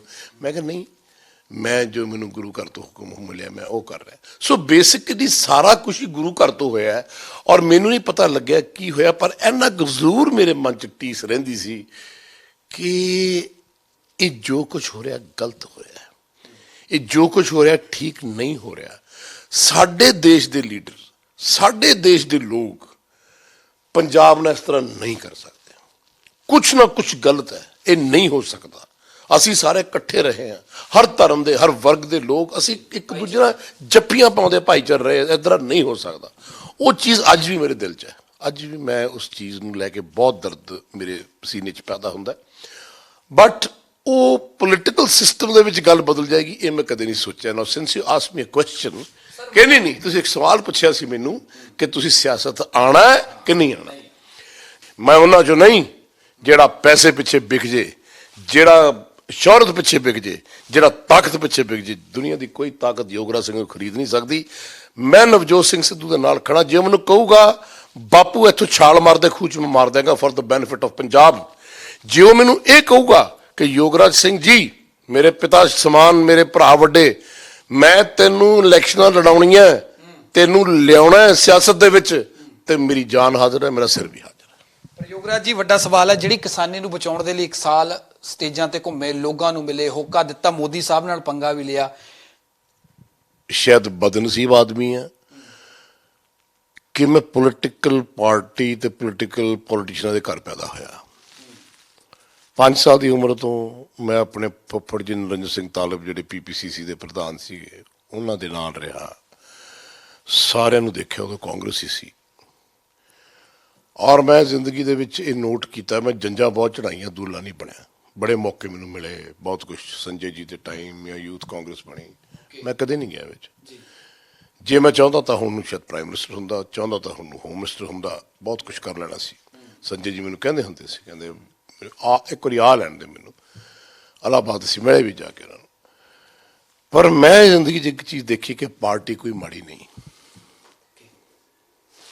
ਸਾਰੀਆਂ ਪਾਰਟੀਆਂ ਬਹੁਤ ਚੰਗੀਆਂ ਨੇ। ਪਾਰਟੀਆਂ ਨੂੰ ਚਲਾਉਣ ਵਾਲੇ ਲੋਕ ਚੰਗੇ ਮਾੜੇ ਨੇ, ਕਿਉਂਕਿ ਇਸ ਧਰਤੀ ਤੇ ਰੱਬ ਨੇ ਇੱਕ ਮਾੜਾ ਤੇ ਇੱਕ ਚੰਗਾ ਪੈਦਾ ਕੀਤਾ ਹੈ। ਅ ਵਾਰ ਬਿਟਵੀਨ ਗੁੱਡ ਐਂਡ ਈਵਲ। ਇਹ ਤੁਹਾਡੀ ਮਰਜ਼ੀ ਹੈ ਕਿ ਤੁਸੀਂ ਰਾਹ ਕਿਹੜਾ ਫੜਨਾ। ਮੈਂ ਰਾਹ ਰੱਬ ਦਾ ਫੜਿਆ ਹੋਇਆ, ਔਰ ਮੈਂ ਸਮਝਦਾ ਮੈਂ ਨਵਜੋਤ ਸਿੰਘ ਸਿੱਧੂ ਦੀ ਗੱਲ ਕਰ ਸਕਦਾ। ਉਹ ਕਾਂਗਰਸ ਹੈ, ਹਾਲਾਂਕਿ ਉਹਨੂੰ ਮੈਂ ਕਈ ਵਾਰੀ ਕਿਹਾ, ਮੈਂ ਕਿਹਾ ਛੱਡ ਪਰੇ, ਇਹ ਇੰਨੀ ਬੇਇੱਜ਼ਤੀ ਹੁੰਦੀ ਇੱਥੇ, ਕਦੇ ਸਟੇਜ ਤੇ ਆਪਣੇ ਬੇਇੱਜ਼ਤ ਹੁੰਦੇ ਆ, ਕਦੇ ਆਪਾਂ ਕਿਤੇ ਬੇਇੱਜ਼ਤ ਹੁੰਦੇ, ਛੱਡ ਪਰੇ, ਆਪਾਂ ਆਪਣੇ ਕਿਸਾਨ ਭਰਾਵਾਂ ਦੇ ਨਾਲ ਖੜਦੇ ਆ ਜਾ ਕੇ। ਤੁਸੀਂ ਕਿਹਾ ਕਾਂਗਰਸ ਛੱਡ ਦਿਓ। ਇੱਕ ਮਿੰਟ ਬੜੀ ਵਾਰੀ ਕਿਹਾ, ਬਹੁਤ ਵਾਰੀ ਕਿਹਾ, ਮੈਂ ਕਿਹਾ ਛੱਡ ਕੇ ਪਾਸੇ ਹੋ ਜਾਓ ਜੀ, ਆਪਣੀ ਇੱਜ਼ਤ ਨਹੀਂ ਹੋ ਰਹੀ। ਇੱਜ਼ਤ ਨਹੀਂ, ਮੇਰੀ ਲਾਇਲਟੀ ਹੈ ਤੇ ਮੈਂ ਪਾਰਟੀ ਦੇ ਨਾਲ ਰਹਿਣਾ ਕਿਉਂਕਿ ਆਈ ਐਮ ਕਮਿਟਡ। ਮੈਂ ਕਿਹਾ ਦੈਟਸ ਵੈਰੀ ਗੁੱਡ। ਹੁਣ ਤੁਸੀਂ ਜਿਹੜਾ ਸਵਾਲ ਪੁੱਛਿਆ, ਮੈਂ ਗੱਲ ਉਹ ਕਾਂਗਰਸ ਦੀ ਕਰਨ, ਬੀਜੇਪੀ ਦੀ ਕਰਨ, ਕਿਸੇ ਦੀ ਕਰਨ। ਬਹੁਤ ਚੀਜ਼ਾਂ ਸ਼ਤਰੰਜ ਦਾ ਇੱਕ ਯੋਗਰਾਜ ਜੀ ਇੱਕ ਜਿਹੜਾ ਉਹ ਬਣਿਆ ਹੁੰਦਾ ਨਾ ਕਿ ਇੱਥੇ ਰਾਣੀ ਇੱਥੇ ਰਾਜਾ, ਤਾਂ ਉਹਦੇ ਵਿੱਚ ਕਿਸੇ ਦਾ ਵਜ਼ੀਰ ਮਾਰਨਾ ਹੁੰਦਾ, ਕਿਸੇ ਦਾ ਘੋੜਾ ਮਾਰਨਾ, ਰਾਜਨੀਤੀ 'ਚ ਇਹ ਚਾਲਾਂ ਚੱਲੀਆਂ ਜਾਂਦੀਆਂ। ਯੋਗਰਾਜ ਇਸ ਚੀਜ਼ ਦਾ ਪਾਰਟ ਹੋਣਗੇ? ਤੁਹਾਨੂੰ ਗਲਤਫਹਿਮੀ ਹੈ, ਇਸ ਤਰ੍ਹਾਂ ਨਹੀਂ ਹੈ। ਮੈਂ ਤੁਹਾਨੂੰ ਹੁਣੇ ਪਿੱਛੇ ਕਹਿ ਕੇ ਹਟਿਆ ਸੀ ਸ਼ੁਕਲਾ ਜੀ ਕਿ ਦੋ ਤਰ੍ਹਾਂ ਦੀ ਰਾਜਨੀਤੀ ਹੁੰਦੀ ਹੈ। ਇੱਕ ਹੁੰਦੀ ਹੈ ਤਪੋ ਰਾਜ, ਰਾਜੋ ਨਰਕ। ਇੱਕ ਹੁੰਦੀ ਤਪੋ ਰਾਜ, ਰਾਜੋ ਫਕੀਰੀ। ਜੇ ਆਪਾਂ ਗੱਲ ਕਰੀਏ ਮਹਾਰਾਜਾ ਰਣਜੀਤ ਸਿੰਘ ਦੇ ਰਾਜ ਦੀ, 40 ਸਾਲ 18% ਸਿੱਖ, ਬਾਕੀ ਦੂਜੇ ਧਰਮਾਂ ਦੇ ਲੋਕ, ਦੂਜੇ ਵਰਗ ਦੇ ਲੋਕ, ਕਦੇ ਭੁੱਖਮਰੀ ਨਹੀਂ ਹੋਈ, ਕਦੇ ਤੇ ਕਿਸੇ ਨੂੰ ਸਜ਼ਾ ਨਹੀਂ ਮਿਲੀ, ਕਦੇ ਜ਼ਿੰਦਗੀ 'ਚ ਕਿਸੇ ਧੀ ਭੈਣ ਨੂੰ ਛੇੜਿਆ ਨਹੀਂ ਗਿਆ, ਔਰ ਕਦੇ ਉਸ ਦੌਰਾਨ ਕਿਸੇ ਨੂੰ ਮੌਤ ਦੀ ਸਜ਼ਾ ਨਹੀਂ ਹੋਈ ਤੇ ਕਤਲ ਨਹੀਂ ਹੋਇਆ। ਸਭ ਖੁਸ਼ਹਾਲ ਬਸਦੇ ਸੀ। ਕਿਉਂ? ਜਿਹੜਾ ਰਾਜਾ ਸੀ, ਜਿਹੜਾ ਪੋਲੀਟੀਕਲ ਸਿਸਟਮ ਸੀ, ਜਿਹੜੇ ਉਹਨਾਂ ਦੇ ਜਰਨੈਲ ਸੀ, ਉਸ ਖੁਦਾ ਨਾਲ ਇੰਨੇ ਜੁੜੇ ਹੋਏ ਸੀ ਕਿ ਉਹ ਰਾਜਾ ਹੁੰਦੇ ਹੋਏ ਵੀ ਫਕੀਰ ਸੀ। ਮੈਂ ਜ਼ਿੰਦਗੀ ਦੇ ਵਿੱਚ ਆ ਜਿਹੜੀ ਤਿਕੜਮਬਾਜੀ ਰਾਜਾ ਰਾਣੀ ਦੀ ਤੁਸੀਂ ਗੱਲ ਕੀਤੀ ਹੈ ਨਾ, ਮੈਂ this is not my cup of tea. ਮੇਰਾ ਕੰਮ ਸਿਰਫ ਇਹ ਹੈ ਕਿ ਪੰਜਾਬ ਦੀ ਧਰਤੀ ਤੇ ਦੇਸ਼ ਤੇ ਪੈਦਾ ਹੋਣ ਤੇ, ਹਾਲਾਂਕਿ ਮੈਨੂੰ ਇਹ ਚੀਜ਼ ਬਹੁਤ ਸਾਲ ਪਹਿਲਾਂ ਸ਼ੁਰੂ ਕਰ ਦੇਣੀ ਚਾਹੀਦੀ ਸੀ, ਮੈਨੂੰ ਅੱਜ ਪਤਾ ਲੱਗਿਆ, ਹੁਣ ਤਾਂ ਚਲੋ ਉਮਰ ਹੋ ਗਈ ਹੈ, ਕਿ ਮੇਰਾ ਫਰਜ਼ ਬਣਦਾ ਹੈ ਮੈਂ ਆਪਣੇ ਪੰਜਾਬ ਦੇ ਲੋਕਾਂ ਦੇ ਨਾਲ ਖੜਾ, ਪੰਜਾਬ ਦੇ ਹਰ ਵਰਗ ਦੇ ਨਾਲ ਖੜਾ, ਹਰ ਧਰਮ ਦੇ ਨਾਲ ਖੜਾ, ਔਰ ਖੜ ਕੇ ਜਿਹੜਾ ਉਹਨਾਂ ਦਾ ਹੱਕ ਹੈ ਉਹਨੂੰ ਦਵਾਵਾਂ ਤੇ ਉਹਨਾਂ ਪਿੱਛੇ ਲੜਾਂ, ਤਾਂ ਕਿ ਐਟਲੀਸਟ ਜ਼ਿੰਦਗੀ ਦੇ ਵਿੱਚ ਜਦ ਮੈਂ ਧਰਤੀ ਤੋਂ ਜਾਵਾਂ ਮੈਂ ਸੁਰਖਰੂ ਹੋ ਜਾ, ਮੈਂ ਰੱਬ ਦੇ ਮੂਹਰੇ ਖੜ ਕੇ ਕਹਿ ਸਕਦਾ ਕਿ ਮੈਂ ਪਿਤਾ ਜੀ ਆਪਣਾ ਕੰਮ ਕਰਿਆ ਹੈ। ਸਰ, ਕਿਸਾਨ ਜਥੇਬੰਦੀਆਂ ਜਿੰਨੀਆਂ ਸੀਗੀਆਂ, 32 ਜਥੇਬੰਦੀਆਂ ਪੰਜਾਬ ਦੀਆਂ, ਜਿਨ੍ਹਾਂ ਦੇ ਵਿੱਚੋਂ ਬਹੁਤ 32 ਜਾਂ 34, ਪਰ ਉਹਦੇ ਵਿੱਚੋਂ 22 ਜਦੋਂ ਪ੍ਰੈਸ ਕਾਨਫਰੰਸ ਹੋਈ ਤਾਂ 22 ਸਹਿਮਤ ਸੀਗੀਆਂ, ਜਿਨ੍ਹਾਂ 'ਚੋਂ ਬਹੁਤ ਨੇ ਅਸਹਿਮਤੀ ਪ੍ਰਗਟ ਕੀਤੀ ਹੈ, ਪੱਤਰਕਾਰਾਂ ਦੇ ਸਾਹਮਣੇ ਪ੍ਰਗਟ ਕੀਤੀ ਹੈ। ਹੁਣ ਜਦੋਂ ਸਾਡੇ ਕਿਸਾਨ ਹੀ ਇਕਜੁੱਟ ਨਹੀਂ ਹੈਗੇ ਤਾਂ ਅਸੀਂ ਲੜਾਈ ਕਿਵੇਂ ਜਿੱਤ ਸਕਦੇ ਹਾਂ? ਕਿਉਂਕਿ ਸਿਆਸੀ ਧਿਰਾਂ ਦੇ ਨਾਲ ਲੜਨਾ, ਹਾਲਾਂਕਿ ਅੰਦੋਲਨ ਕਰਨਾ ਔਰ ਸਿਆਸੀ ਪਿੱਚ ਤੇ ਹੋਣਾ ਦੋ ਵੱਖਰੀਆਂ ਵੱਖਰੀਆਂ ਚੀਜ਼ਾਂ ਨੇ ਯੋਗਰਾਜ ਜੀ। ਜਦੋਂ ਆਪਾਂ ਇਕੱਠੇ ਨਹੀਂ ਹੈਗੇ ਫਿਰ ਸਿਆਸੀ ਮੈਚ ਜਿੱਤਿਆ ਜਾ ਸਕਦਾ ਹੈ? ਤਿੱਬਤ ਤੋਂ ਲੈ ਕੇ ਕਸ਼ਮੀਰ ਤੱਕ, ਕਸ਼ਮੀਰ ਤੋਂ ਲੈ ਕੇ ਕੰਧਾਰ ਤੱਕ, ਕੰਧਾਰ ਤੋਂ ਲੈ ਕੇ ਕੈਰੋਂ ਦੇ ਟਾਈਮ ਦਿੱਲੀ ਤੱਕ ਪੰਜਾਬ ਸੀ। ਇਹ ਪੰਜਾਬ ਛੋਟਾ ਜਿਹਾ ਕਿਉਂ ਰਹਿ ਗਿਆ? ਕਿਉਂਕਿ ਪੰਜਾਬ ਦੀ ਧਰਤੀ ਤੇ ਜਿੰਨੇ ਸੂਰਮੇ ਪੈਦਾ ਹੋਏ ਉਸ ਤੋਂ ਵੱਧ ਗੱਦਾਰ ਪੈਦਾ ਹੋਏ, ਔਰ ਗੱਦਾਰਾਂ ਦੀ ਕੋਈ ਕਮੀ। ਸਾਡੇ ਪੰਜਾਬੀਆਂ ਨੂੰ ਜੇ ਇੱਕ ਵਰ ਮਿਲ ਜਾਂਦਾ, ਜਿਵੇਂ ਸਾਰਿਆਂ ਨੂੰ ਹੈ ਦੂਜਿਆਂ ਨੂੰ, ਕਿ ਆਪਾਂ ਇੱਕ ਝੰਡੇ ਥੱਲੇ ਸਾਰੇ ਇਕੱਠੇ ਹੋ ਕੇ ਤੁਰੀਏ, ਤਾਂ ਕੀ ਮਜਾਲ ਸੀ ਕਿਸੇ ਦੀ ਕਿ ਪੰਜਾਬ ਨੂੰ ਕੋਈ ਨਿੱਕਾ ਜਿਹਾ ਕਰ ਜਾਂਦਾ। ਇੱਥੇ ਹਰੇਕ ਆਦਮੀ ਇਹ ਸੋਚਦਾ ਹੈ ਮੈਂ ਕੀ ਲੈਣਾ, ਤੇਰੀ ਜੇਬ 'ਚੋਂ ਵੀ ਕੱਢ ਲਾ, ਇਹਦੀ ਜੇਬ 'ਚੋਂ ਵੀ ਕੱਢ ਲਾ, ਮੈਂ ਆਪਣੀ ਪੁਸ਼ਤਨ ਦਾ ਸਵਾਰ ਲਾਂ, ਮੈਂ ਆਪਣੇ ਬੱਚਿਆਂ ਦਾ ਸਵਾਰ ਲਾਂ, ਪਤਾ ਨਹੀਂ ਫਿਰ ਮੌਕਾ ਮਿਲਣਾ ਕਿ ਨਹੀਂ ਮਿਲਣਾ। ਲੇਕਿਨ ਜਿਸ ਬੰਦੇ ਨੂੰ ਸੇਵਾ ਕਰਨ ਦਾ ਚਸਕਾ ਹੋਵੇ, ਜਿਸ ਬੰਦੇ ਨੂੰ ਦੂਜੇ ਨਾਲ ਪਿਆਰ ਹੋਵੇ ਕਿ ਮੈਨੂੰ ਰੋਟੀ, ਜੇ ਇਹ ਤੁਹਾਡੀ ਢਿੱਡ ਖਾਲੀ ਹੈ, ਤੁਸੀਂ ਰੋਟੀ ਦੇ ਖਾ ਲਈ ਤੇ ਮੇਰਾ ਢਿੱਡ ਭਰ ਗਿਆ, ਤੁਹਾਡੇ ਤਨ ਤੇ ਕੱਪੜੇ ਹੈਗੇ ਤੇ ਮੈਂ ਖੁਸ਼ ਹਾਂ।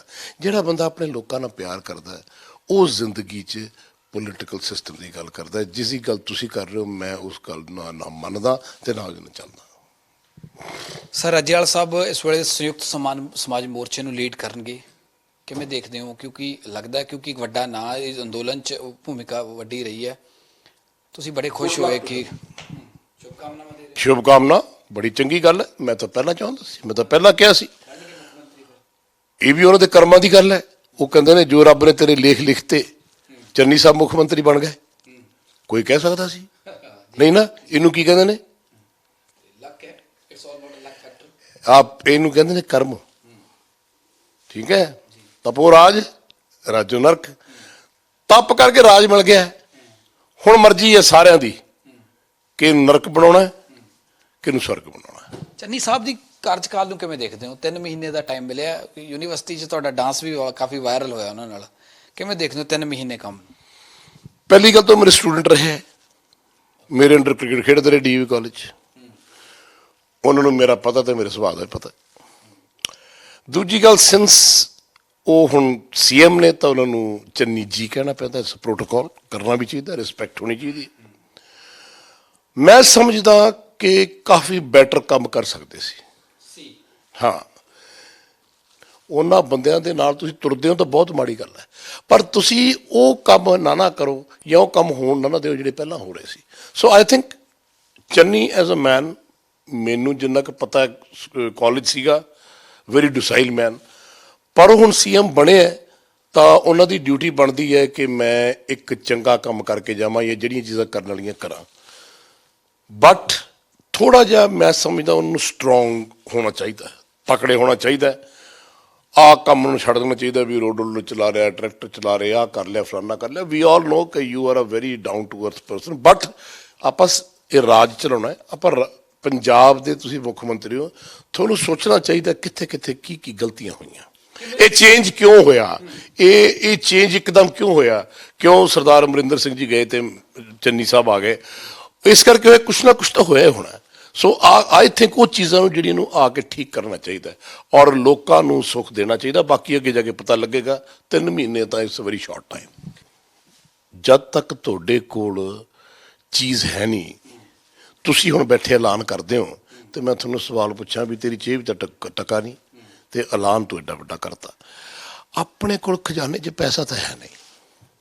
ਆਪਾਂ ਪੈਸੇ ਬਹੁਤ ਨੇ ਜੀ, ਉਹ ਤਾਂ ਜੀ ਹੁਣ ਜੇ ਪੈਸੇ ਬਹੁਤ ਨੇ ਤਾਂ ਫਿਰ ਉਹ ਜਿਹੜਾ ਪਹਿਲਾਂ ਪੈਸੇ ਕਿੱਥੇ ਚਲੇ ਗਏ? ਜੇ ਪੈਸੇ ਬਹੁਤ ਨੇ ਤਾਂ ਫਿਰ ਜਿਹੜੀਆਂ ਗੱਲਾਂ ਹੋ ਜਾਣੀਆਂ ਚਾਹੀਦੀਆਂ, ਫਿਰ ਤਾਂ you should do it immediately. ਜੇ ਪੈਸੇ ਬਹੁਤ ਨੇ ਬਣਦੇ ਫਿਰ ਤਾਂ ਜਿਹੜੀ ਚੀਜ਼ ਨਹੀਂ ਹੈਗੀ ਉਹ ਨਹੀਂ ਹੈਗੀ। ਅੱਜ ਆਪਾਂ ਕਰਜ਼ਾਈ ਹੋਈ ਖੜੇ ਆ। ਸੋ ਆਈ ਥਿੰਕ ਬੜਾ ਇੰਪੋਰਟੈਂਟ ਹੈ ਕਿ ਵਨਸ ਐਂਡ ਫॉर ਆਲ ਇੱਕ ਚੀਜ਼ ਨੂੰ ਡਿਕਲੇਅਰ ਕਰ ਦੇਣਾ ਚਾਹੀਦਾ। ਤੁਹਾਡੀ ਉਹ ਹਾਈ ਕਮਾਂਡ ਦੀ ਪ੍ਰੋਬਲਮ ਹੈ। ਉਹ ਆਈ ਥਿੰਕ ਉਹਨਾਂ ਨੇ ਸੋਚਿਆ ਹੋਊਗਾ ਕੁਝ। ਕਿਸਾਨਾਂ ਨੂੰ ਕਿੱਥੇ ਖੜਾ ਦੇਖਦੇ ਹੋ? ਇਹਨਾਂ ਤਮਾਮ ਪਾਰਟੀਆਂ ਦੀ ਫੇਅਰ ਲਿਸਟ 'ਚ ਜਿੰਨੀਆਂ ਵੀ ਰਾਜਨੀਤਿਕ ਪਾਰਟੀਆਂ ਨੇ, ਸੰਯੁਕਤ ਸਮਾਜ ਮੋਰਚਾ ਕਿੱਥੇ ਖੜਾ ਹੈ? ਬੜੇ ਦੁੱਖ ਨਾਲ ਮੈਨੂੰ ਕਹਿਣਾ ਪੈਂਦਾ ਹੈ ਕਿ ਪੰਜਾਬ ਦੇ ਲੋਕ ਬੜੇ ਭੋਲੇ, ਬੜੇ ਪਿਆਰੇ, ਬੜੇ ਸਦਕਾਲੇ, ਜਿਨ੍ਹਾਂ ਨੇ ਆਪਣੀਆਂ ਜਾਨਾਂ ਦੀ ਪਰਵਾਹ ਨਹੀਂ ਕੀਤੀ, ਕਈ 100 ਸਾਲਾਂ ਤੋਂ ਇਸ ਦੇਸ਼ ਪਿੱਛੇ ਕੁਰਬਾਨ ਹੁੰਦੇ ਆ ਰਹੇ ਹੈ, ਪੰਜਾਬ ਪਿੱਛੇ ਕੁਰਬਾਨ ਹੁੰਦੇ ਆ ਰਹੇ ਹੈ। ਹੋਣਾ ਵੀ ਚਾਹੀਦਾ ਹੈ। ਔਰ ਉਹਨਾਂ ਲੋਕਾਂ ਨੂੰ ਜ਼ਿੰਦਗੀ ਦੇ ਵਿੱਚ ਐਜੂਕੇਟ ਕਰਨਾ ਬਹੁਤ ਜ਼ਰੂਰੀ ਹੈ। ਮੈਂ ਸਮਝਦਾ ਜੇ ਆਪਾਂ ਫਿਊਚਰ ਠੀਕ ਕਰਨਾ ਹੈ ਤਾਂ ਬਹੁਤ ਇੰਪੋਰਟੈਂਟ ਹੈ ਕਿ ਕਿਸਾਨ ਦੇ ਬੱਚਿਆਂ ਨੂੰ ਜੇ ਨਹੀਂ ਤੁਸੀਂ ਪੜ੍ਹਾ ਸਕਦੇ ਤਾਂ ਗੌਰਮੈਂਟ ਪੜ੍ਹਾਵੇ। ਗੁੱਡ ਹੈਲਥ ਸਿਸਟਮ ਆਪਣੇ ਹੋਣਾ ਚਾਹੀਦਾ ਹੈ। ਉਹਨਾਂ ਕਿਸਾਨਾਂ ਨੂੰ ਆਪਾਂ ਨੂੰ ਆਪਣੀ ਬੁੱਕਲ 'ਚ ਲੈ ਕੇ ਉਹਨਾਂ ਦੇ ਬੱਚਿਆਂ ਨੂੰ ਉਹਨਾਂ ਨੇ ਕੰਫਰਟ ਜ਼ੋਨ ਦੇ ਵਿੱਚ ਰੱਖਣਾ ਚਾਹੀਦਾ, ਕਿਉਂਕਿ ਆਪਾਂ ਨੂੰ ਕੀ ਕਹਿੰਦੇ ਅੰਨ ਦਾਤਾ, ਦਾਤਾ ਖੁਦਾ ਨੂੰ ਕਹਿੰਦੇ ਨੇ, ਉਸ ਪਰਮਾਤਮਾ ਨੂੰ ਕਹਿੰਦੇ ਨੇ। ਤੁਸੀਂ ਜਦ ਤੱਕ ਕਿਸਾਨਾਂ ਨੂੰ ਸੰਭਾਲ ਕੇ ਨਹੀਂ ਰੱਖੋਗੇ, ਉਹਨਾਂ ਬਾਰੇ ਨਹੀਂ ਸੋਚੋਗੇ, ਉਹਨਾਂ ਨੂੰ ਅਪਲਿਫਟ ਨਹੀਂ ਕਰੋਗੇ, ਉਹਨਾਂ ਦੇ ਬੱਚਿਆਂ ਨੂੰ ਪੜ੍ਹਾ ਕੇ ਆਈਏਐਸ ਅਫਸਰ, ਆਈਪੀਐਸ ਅਫਸਰ, ਜੱਜਸ ਇਹ ਨਹੀਂ ਬਣਾਓਗੇ ਤਾਂ ਫਿਰ ਜ਼ਿੰਦਗੀ ਦੇ ਵਿੱਚ ਉਹ ਸਟੇਟ ਤੇ ਉਹ ਦੇਸ਼ ਤਰੱਕੀ ਕਿਵੇਂ ਕਰੇਗਾ? ਸੋ ਆਈ ਥਿੰਕ ਬਹੁਤ ਜ਼ਰੂਰੀ ਹੈ ਸ਼ੁਕਲਾ ਜੀ ਕਿ ਆਪਾਂ ਕਿਸਾਨਾਂ ਨੂੰ ਉਭਾਰੀਏ, ਉਹਨਾਂ ਦੀ ਫਾਰਮਿੰਗ ਵੀ ਮਾਡਰਨਾਈਜ਼ ਕਰੀਏ, ਉਹਨਾਂ ਦੇ ਬੱਚਿਆਂ ਨੂੰ ਪੜ੍ਹਾਈਏ, ਉਹਨਾਂ ਨੂੰ ਕੰਫਰਟ ਦਈਏ। ਹੌਸਪੀਟਲਸ, ਕਾਰਪੋਰੇਸ਼ਨ ਬਣਨੀਆਂ ਚਾਹੀਦੀਆਂ, ਸਕੂਲਸ ਬਣਨੇ ਚਾਹੀਦੇ, ਐਜੂਕੇਸ਼ਨ ਸਿਸਟਮ ਹੋਣਾ ਚਾਹੀਦਾ ਹੈ।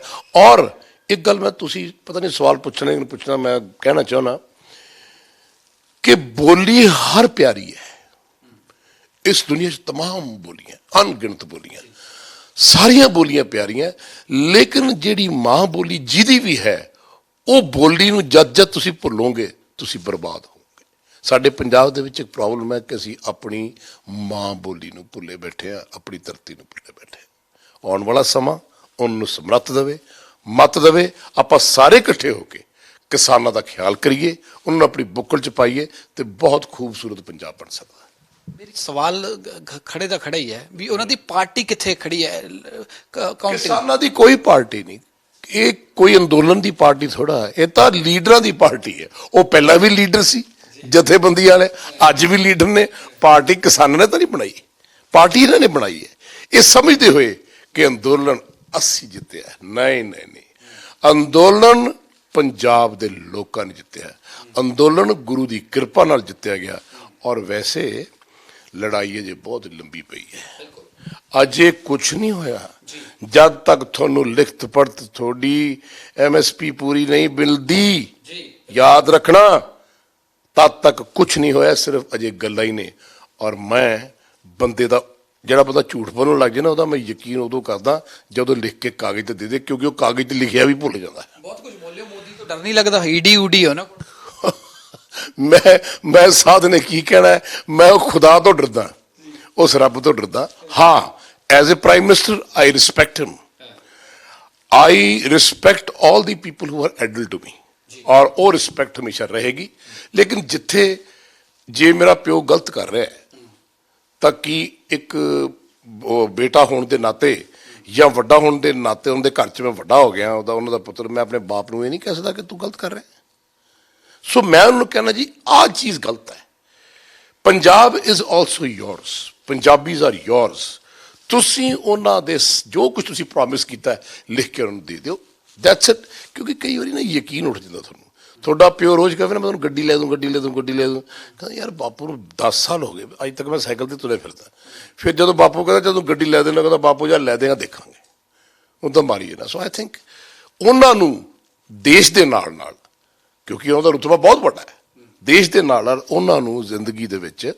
ਆਪਣੇ ਪੰਜਾਬ ਬਾਰੇ ਵੀ ਸੋਚਣਾ ਚਾਹੀਦਾ because it is a border state ਕਦੇ ਵੀ ਬਾਰਡਰ ਸਟੇਟ ਔਰ specially when you are in Punjab ਆਪਾਂ ਨੂੰ ਹਿਸਟਰੀ ਦਾ ਪਤਾ ਕਦੇ ਵੀ ਉਹ ਕੰਮ ਨਹੀਂ ਕਰਨਾ ਚਾਹੀਦਾ ਜਿਹੜਾ ਬੈਕਫਾਇਰ ਕਰ ਜਾਏ ਸਰ ਇੱਕ ਇੰਪੋਰਟੈਂਟ ਸਵਾਲ ਹੈ ਬੱਬੂ ਮਾਨ ਜੂਸ ਦਾ ਪੰਜਾਬ ਫਰੰਟ ਬਣਾਉਂਦੇ ਆ ਤੁਹਾਨੂੰ ਪਤਾ ਹੋਣਾ ਹੈ ਬੱਬੂ ਮਾਨ ਅਮਿਤੋਜ ਮਾਨ ਜਸ ਬਾਜਵਾ ਬਹੁਤ ਤਮਾਮ ਜਿਹੜੇ ਸਿੰਗਰ ਨੇ ਉਹਦੇ ਵਿੱਚ ਆਉਂਦੇ ਨੇ ਤੇ ਸਿੱਧੂ ਮੂਸੇਵਾਲਾ ਉਹ ਵੀ ਆਰਟਿਸਟ ਨੇ ਉਹ ਕਾਂਗਰਸ ਚ ਆਉਂਦੇ ਨੇ ਕਿ ਯੋਗਰਾਜ ਦੀ ਨਜ਼ਰ 'ਚ ਇਹ ਚੀਜ਼ ਜੋ ਇੱਕ ਪਾਸੇ ਜੂਸ ਦਾ ਪੰਜਾਬ ਹੈ ਇੱਕ ਪਾਸੇ ਕਾਂਗਰਸ ਸਿੱਧੂ ਮੂਸੇਵਾਲਾ ਆਉਂਦੇ ਨੇ ਕਿਵੇਂ ਦੇਖਦੇ ਹੋ ਮੈਂ ਤੁਹਾਨੂੰ ਕੀ ਕਹਿ ਕੇ ਹਟਿਆ ਸੀ ਪਹਿਲਾਂ ਕਾਸ਼ ਪੰਜਾਬੀਆਂ ਨੂੰ ਇਹ ਮੱਤ ਦਿੱਤੀ ਹੁੰਦੀ ਰੱਬ ਨੇ ਜਾਂ ਗੁਰੂਆਂ ਨੇ ਕਿ ਭਾਈ ਤੁਸੀਂ ਇੱਕ ਝੰਡੇ ਥੱਲੇ ਰਹਿਣਾ ਹੈ ਜੇ ਸਾਰੇ ਇਕੱਠੇ ਹੋ ਕੇ ਇੱਕ ਝੰਡੇ ਥੱਲੇ ਆ ਜਾਣ ਤਾਂ ਕੁਝ ਵੀ ਕਰ ਸਕਦੇ ਆ ਰੌਲਾ ਇਹ ਹੈ ਅਸੀਂ ਪੰਜਾਬੀ ਹਮੇਸ਼ਾ ਫਟੇ ਰਹਿੰਦੇ ਆ ਇੱਕ ਦੂਜੇ ਨਾਲ ਈਰਖਾ ਕਰਦੇ ਰਹਿੰਦੇ ਆ ਇੱਕ ਦੂਜੇ ਨਾਲ ਜੈਲਸੀ ਕਰਦੇ ਰਹਿੰਦੇ ਆ ਜੇ ਪਿੰਡ 'ਚ ਕਿਸੇ ਨੇ ਘਰ ਪਾ ਲਿਆ ਹਾਏ ਇਹਦਾ ਘਰ ਢਹਿ ਜੇ ਰੱਬ ਕਰੇ